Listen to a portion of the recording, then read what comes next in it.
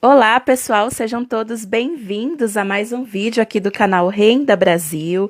Quem está falando com vocês é a Paula e eu espero que cada um de vocês esteja muito bem. Eu estou bem, graças a Deus, com saúde e eu espero que cada um esteja também com saúde, né? O resto a gente corre atrás. Hoje eu tenho informações importantes a você, idoso que tem mais de 60 anos e que desconhece alguns dos seus direitos. Então fica comigo até o final desse vídeo, que eu tenho certeza que são informações importantes a você. E você que está aqui no canal pela primeira vez e ainda não é inscrito, eu já te convido também a se inscrever no canal, ativa o sininho das notificações para o YouTube te notificar aí no seu celular toda vez que eu publicar um vídeo novo aqui no Renda Brasil, tá certo? E se eu já puder contar com o seu like também, eu vou entender que você está gostando do vídeo, que você vem gostando do canal, dos conteúdos que eu trago e vou trazer mais vídeos assim a você. E como notícia boa é notícia compartilhada, compartilhe esse vídeo com o maior número de pessoas que você puder, usa suas redes sociais, né? Se você conhece pessoas que tenham mais de 60 anos de idade, muito provavelmente você conhece, de repente você não é um aposentado ou um pensionista, mas conhece um que seja e que desconhece aí dos seus direitos, manda esse vídeo para essa pessoa também, certo? O meu primeiro abraço virtual vai para o Fagner de Aracaju, terra bonita. Recebam então com muito carinho o meu abraço virtual. E hoje eu vou falar com vocês a respeito do direito dos idosos no Brasil, né? O que está valendo, o que não está mais valendo, tá? Então, se você tem mais de 60 anos, tem 60 anos ou mais e você não conhece os seus direitos, fica comigo até o final desse vídeo que eu vou falar um pouquinho mais a respeito a você. E vamos começar então pelo Estatuto do Idoso, tá? Bom, no Brasil, a maior conquista dos idosos foi a promulgação da Lei 10.743 de 2003, conhecida como Estatuto do Idoso. Essa lei, ela regula os principais direitos dos idosos, os deveres da sociedade, da família e do poder público. E a primeira coisa que nós devemos saber é, afinal, né? Quem é idoso para o Estatuto do Idoso? Então vamos lá. Por essa lei, em vigor no Brasil, é considerado idoso as pessoas a partir de 60 anos de idade, ou seja, não é 65 anos, não é 70 anos, é a partir dos 60 anos para o Estatuto do Idoso já é considerado um idoso. Então, 60 anos para mais, já é considerado, então, um idoso. Vamos, então, ao primeiro benefício ali, né? Ao primeiro direito que o idoso tem, que é a isenção do IPTU. Os desdobramentos do Estatuto do Idoso, da Lei Federal número 10.741/2003, vem garantindo algumas isenções tributárias, tais como do Imposto Territorial Urbano, que é o IPTU. A isenção depende do município, tá? E a norma vale para pessoas com idade acima de 60 anos, proprietárias de um só imóvel, certo? Aposentadas e com renda de até 2 salários mínimos. Bom, algumas cidades do Brasil já possuem a isenção, como a capital paulista, Sena Madureira, no Acre, Petrópolis, no Rio de Janeiro e o Distrito Federal. Em Belo Horizonte, Minas Gerais, tramita ali o projeto de lei que concede isenção fiscal do Imposto Predial e Territorial Urbano, IPTU, a imóvel exclusivamente residencial com valor máximo de 300 mil pertencentes a pessoas acima de 60 anos. E para saber se você tem direito, né, ao benefício ali do IPTU, a isenção do IPTU, você precisa procurar na prefeitura da sua cidade se existe, então, uma lei que dê a você esse direito, certo? E o próximo tópico, então, é sobre a pensão alimentícia, tá? O dever, então, de pagar alimentos não é exclusivo dos pais. A obrigatoriedade de o filho pagar pensão para o seu ascendente também é prevista legalmente. Olha só, Muitos desconhecem disso, né? De acordo com o artigo 12 do Estatuto do Idoso, aqueles que não tiverem condições de se sustentar têm direito a receber pensão e a escolher de qual dos filhos ele vai receber. O não pagamento pode resultar na prisão do inadimplente e o Código Civil e a Constituição apoiam essa medida. E caso os filhos não tenham condições financeiras de pagar, o idoso pode pleitear o benefício assistencial, cujo valor é de um salário mínimo mensal ao cidadão com mais de 65 anos que não possui renda suficiente para manter a si mesmo e a sua família, conforme os critérios definidos na legislação, tá? Que é o chamado BPC-LOAS idoso, certo? E o próximo tópico, então, é sobre a assistência à saúde. O poder público deve fornecer gratuitamente medicamentos aos idosos, especialmente em relação àqueles de uso continuado, como próteses. Os idosos também têm atendimento preferencial no Sistema Único de Saúde, tá? O SUS.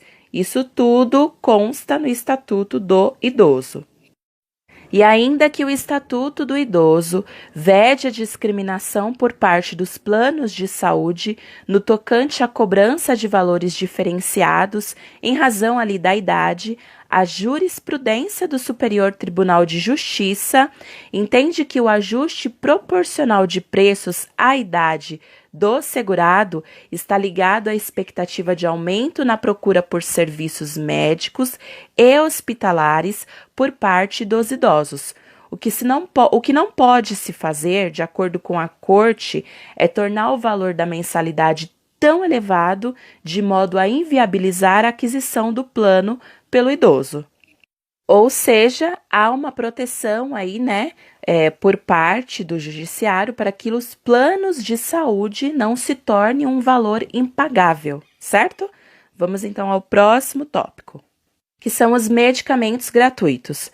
O artigo 15 do Estatuto do Idoso determina que cabe ao poder público fornecer aos idosos gratuitamente medicamentos, especialmente os de uso continuado, assim como as próteses, órteses e outros recursos relativos ao tratamento, habilitação ou reabilitação da sua saúde. E para ter acesso aos medicamentos do programa Farmácia Popular, tanto na rede própria quanto nas farmácias privadas conveniadas ao programa, segundo o Ministério da Saúde, é preciso apenas apresentar um documento de identidade com foto, CPF e receita médica dentro do prazo de validade. E o próximo tópico, então, é sobre justiça. Os idosos também têm prioridade na tramitação de processos judiciais, nos quais figure como parte ou interveniente para conseguir o benefício. É preciso fazer prova da idade e requerê-lo junto à autoridade judiciária competente. E em caso de morte, a prioridade se estende então ao cônjuge ou companheiro, também com mais de 60 anos de idade. E o próximo tópico, então, é o transporte público. A gratuidade é assegurada pelo Estatuto do Idoso, mas há particularidades quanto à extensão do benefício nas legislações municipais. Assim, a idade mínima para entrar sem pagar pode variar entre 60 e 65 anos. Isso porque o Estatuto estabelece a obrigatoriedade só a partir dos 65 anos e deixa a critério das administrações a decisão sobre incluir ou não os maiores de 60 anos. Vagas exclusivas. Bom, de acordo com a legislação, 5% das vagas nos estacionamentos públicos e privados devem ser exclusivas a pessoas maiores de 60 anos de idade, sinalizadas e posicionadas de forma a garantir uma maior comodidade. Atendimento preferencial. Bom, vamos lá. Segundo o Estatuto, é garantido ao idoso atendimento preferencial e individualizado junto aos órgãos públicos e privados prestadores de serviço à população. Este direito é também assegurado pela Lei 10.048/00 e pelo Decreto 5.296/04, que a regulamentou. Idosos com 80 anos ou mais possuem prioridade especial. Ele assegura as pessoas idosas serem atendidas antes de qualquer outra, depois de concluído o atendimento que estiver em andamento em estabelecimentos como hospitais, clínicas, supermercados, cinemas e teatros, dentre tantos outros. E no caso dos serviços de emergência de saúde, a prioridade de atendimento ficará condicionada à avaliação médica em face da gravidade dos casos a atender. O artigo 16 do Estatuto assegura o direito a acompanhante, a quem deverá ser garantida condições adequadas para sua permanência no local em tempo integral. E o próximo benefício tópico, é a meia entrada. O Estatuto estabelece que maiores de 60 anos de idade têm pelo menos 50% de desconto no pagamento de atividades culturais, de lazer, artísticas e esportivas. As regras variam em cada município, mas, em geral, só é preciso apresentar o documento de identidade. E agora um tópico muito importante, que é o trabalho na terceira idade. É proibida a discriminação e a fixação de limite máximo de idade na contratação de empregados, sendo passível de punição quem o fizer, inclusive para concursos, ressalvados ali no caso, em que a natureza do cargo o exigir. O primeiro critério de desempate em concurso público será a idade, dando-se preferência ao de idade mais elevada. O Estatuto determina que o poder público criará e estimulará programas de profissionalização especializada para idosos, preparação dos trabalhadores para aposentadoria e o estímulo às empresas privadas para a admissão de idosos ao trabalho. O próximo tópico é sobre o abandono. Abandonar o idoso em hospitais, casas de saúde, entidades de longa permanência ou congêneres, ou não prover suas necessidades básicas, conforme o artigo 98 do Estatuto do Idoso, gera uma pena de detenção de 6 meses a 3 anos e multa. Pena de detenção de 2 meses a 1 ano e multa para quem expuser a perigo a integridade e a saúde física ou psíquica do idoso, submetendo-o a condições desumanas ou degradantes. Fica, então, sujeito à mesma pena quem privar o idoso de alimentos e cuidados indispensáveis ou quando sujeitá-lo a um trabalho excessivo ou inadequado. A pena pode ser aumentada de 1 a 4 anos se houver lesão corporal de natureza grave e reclusão de 4 a 12 anos se o fato ali resultou em morte. Para fins penais, em que consiste então o abandono da pessoa idosa? Os filhos, os netos, o cônjuge ou qualquer parente que deixar uma pessoa idosa em hospitais, casas de saúde, entidades de longa permanência ou simplesmente deixar de prover as suas necessidades básicas estarão cometendo o crime de abandono. E o que são os maus tratos? Ao contrário do que normalmente se pensa, maus tratos não são somente agressões físicas. A negligência no cuidado para com que o idoso também constitui um exemplo de maus tratos, como a falta de troca regular da fralda, que permite a formação de assaduras, a alimentação inadequada ou insuficiente e a falta de medicação ou de assistência médica. Então, não é só o fato da pessoa ser agredida fisicamente, o não cuidar da pessoa como ela deveria, do idoso, como ele deve ser cuidado, porque um idoso numa situação dessa, ele é como um bebê, então ele precisa sim de um cuidado super especial, e a pessoa que se compromete a fazer e não o faz, ela com certeza está cometendo maus tratos.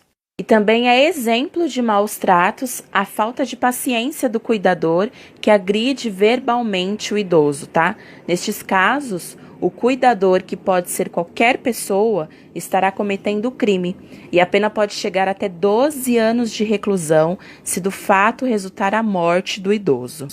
Podem os familiares receber em nome do idoso benefícios previdenciários, proventos, pensões ou rendimentos? A resposta para esta pergunta é sim, desde que estes não se apropriem ou desviem os bens para aplicação diversa da finalidade, tá? Que é única e exclusivamente prover as necessidades da pessoa idosa. Caso contrário, poderá caracterizar crime. E quais são os deveres do cuidador? Bom, prestar assistência ao idoso, principalmente no que diz respeito à alimentação, saúde e higiene, estar atento às medicações que devem ser tomadas pelo idoso para não deixar de dar o remédio correto e na hora certa, verificar as necessidades médicas do idoso e sempre acompanhá-lo durante as suas consultas. Ser paciente com o idoso. E quem pode ser cuidador? Bom, gente, não existe ali uma regulamentação legal para a figura do cuidador. Sendo assim, qualquer pessoa pode cuidar do idoso, prestando-lhe assistência. O cuidador pode ser uma pessoa estranha à família ou da própria família do idoso, um filho, um neto, um sobrinho, um irmão. É muito comum as pessoas contratarem, né, um auxiliar de enfermagem, alguma coisa assim, como um cuidador, né? Mas, como também é comum um filho, um neto, um sobrinho, um irmão, um parente ajudar neste momento. É isso, pessoal. O Estatuto do Idoso, ele foi criado, né, a fim de que todos os tópicos sejam cumpridos, né, e também levando em consideração que o idoso, ele pode ir muito além, né? Ele pode sim trabalhar, ele pode sim continuar contribuindo, né? Tudo vai depender ali da sua saúde, do seu estado físico, mental, psíquico, né? Mas na maioria das vezes ele é um idoso que vai poder ainda contribuir e participar de muitas coisas e aproveitar, inclusive, dos tópicos que contém ali no estatuto que vai beneficiá-lo. Então, se você gostou dessa informação que eu trouxe a você, deixe o seu like se você ainda não deixou e não se esqueça de, ao final desse vídeo, compartilhar.